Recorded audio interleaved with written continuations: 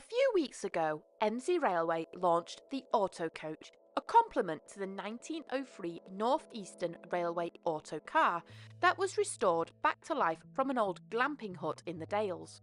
The Auto Coach works in a push-pull arrangement and is fitted so the driver can drive the coach or the car without the need to run around. For our busy summer season, having the extra capacity is going to be a large help. But on the day of the Auto Coach's launch, I ventured into the MZ station's bric-a-brac. The bric-a-brac shop is a dangerous place when I have cash in my wallet. Nearly everything you can imagine is stored in that little hut, including a whole wall dedicated to railway books and magazines. Honestly, this shop could easily rival the Railway Museum's search engine. Having liberated the shop of some fantastic books, I came across an article that really got my attention, mostly because of its unusual name, the Galloping Goose. The goose's origins start with its railroad. It wasn't a standard main line, rather than a narrow-gauge railway, and it was originally built from Denver to Amherst Valley by the Denver and Rio Grande Railroad. The railroad passes through beautiful canyons and rugged mountains, terrain much too difficult for standard engines, but the ground around the railroad was a miner's paradise. Deposits of coal, silver and gold were rich in the area, and miners looking for their fortunes were willing to settle down. Small cities sprung up around this railroad, and in 1889 the Rio Grande Southern Railroad was born. Things went well until 1893. The USA was suffering a large depression, and the economic crisis affected the demand of gold and silver notes. As a result, the price of raw materials dropped. There was also the Sherman Purchase Act to consider.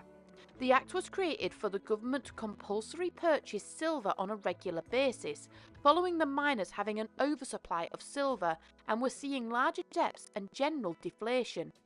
In return, the purchase of the silver was made with special silver notes, and this would be redeemed for silver, or more importantly, gold from the gold reserves. But this had been a quick fix. Thanks to the Depression, this law was now becoming a liability, as the silver overstock was now disproportionate to the gold reserves, and people were becoming anxious about turning their silver notes into gold that they wanted. All it took was the price of silver to dip, and people caused a run on the bank, desperate to get what was left of the gold. The new president quickly took measures to repeal the law, but the damage was already done. Several large railroads and companies went bust during this period, and the Rio Grande never fully recovered as a result. It received further bad luck in the Great Depression of 1929. The Depression drained the railroad of all of its assets and available funds, so much so that they were unable to operate a single steam locomotive. The railroad was on the very brink of failure. It couldn't move its trains, its cargo, and more importantly, the mail. They knew that if the mail was delayed, they would be in breach of contract, finishing them off for good. But Chief Mechanic John Odenborough was not going to let the railroad die without a fight. Yes, the railroad had no money, but that wasn't going to stop him. Using the tools he had and his workshop, he took inspiration from old cars. He also took inspiration from an old railroad vehicle made in 1913, made from an old Model T Ford. These old cars were useless on the roads, but they would be perfect for his railroad. It ran on simple and cheap gasoline rather than coal, and more importantly, it could be driven by anyone who knew how to drive a car, negating the need for the expensive driver and stoker. Jack named this oddball creation Motors. However, the locals nicknamed them the Galloping Geese. They waddled, they looked like they had wings when the engines were opened up, and when they needed to whistle, instead of a melodious sound of a steam whistle, you get a rather dramatic honk.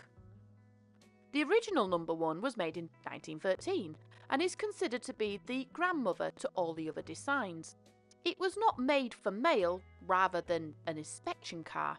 Eventually her success led her to take the mail and replace some of the passenger services, but she was scrapped in 1933. Luckily, a replica was made in 2000 and is currently operational. Number 2 was made on the back of number 1's successes. Her front was a Buick sedan, but it is twice as heavy and powerful. To support her weight, she carries 2 bogies, rather than its predecessor's 1, with a rear one being powered to help with traction. The motor had enough space for 4 people, and again is currently operational. Hot on the wheels of number 2 was Goose number 3. Again, going with the theme bigger is better, she used 3 bogies instead of 2, but because of her new length she became articulated to help navigate the tighter turns. She was made from parts from a 1926 Pierce Arrow and is still operational at an amusement park in California. Rio Grande loved number 3. Its capacity and its size were great for passengers and freight, but 4 and 5 were practical sisters. 4 was a carbon copy of 3 and is sadly non-operating, but is preserved in the city of one of the Rio Grande's grand terminals. Number 5 was a real game changer for the railroad, as her arrival sparked the end of steam. The fleet had taken over as the main engines on the road. Because of their size, 3, 4 and 5 would be elevated to taking passengers, and to accommodate, all 3 were given new bodies by the Wayne Bus Company, and all 3 had new Army surplus engines. When the mail contract was terminated, all 3 of the engine's back compartments, which were kept clear for the freight and the mail, were converted into passenger seating, and the line became popular with tourists. Number 5 is preserved and rebuilt in 1988 and still runs a branch line in Dolores, giving rides to tourists. Number 6 was a lot smaller than 3, 4 and 5, with a number of parts coming from the scrapped number 1. She was used mainly for railroad working rather than passengers and is preserved as a running engine at the Colorado Railroad Museum. Finally, number 7 was the last of the fleet to be produced. She looks very similar to 3, 4 and 5 with the articulation. She contains a lot more power with a Ford V8 engine under a hood. She joined the tourist fleet in the 40s and 50s before being preserved as a running loco at the Colorado Railroad Museum. And while many people know of the 7 galloping geese, there is, across the pond, an 8th. Yes, the UK has made a replica. This goose calls Stotfold Barn its home and was built from Morris commercial chassis and a crash gearbox. It's not as powerful or as practical as the later geese, but has the charm of one and is stunning in red. It's still operational at Stotfold Barn. But despite everyone's efforts, the railway was still suffering, and on the 24th of April 1952, the railway filed for abandonment. Equipment was sold, steam engines were scrapped, and their parts were used in other engines, but the flock of geese was saved. The trackbed was saved too, and the majority forms part of a huge hiking trail which is free to enjoy. Considering these engines were a stopgap, they aren't doing too bad. Still doing Jack proud, same as the day the first one ran from the shed with a triumphant honk.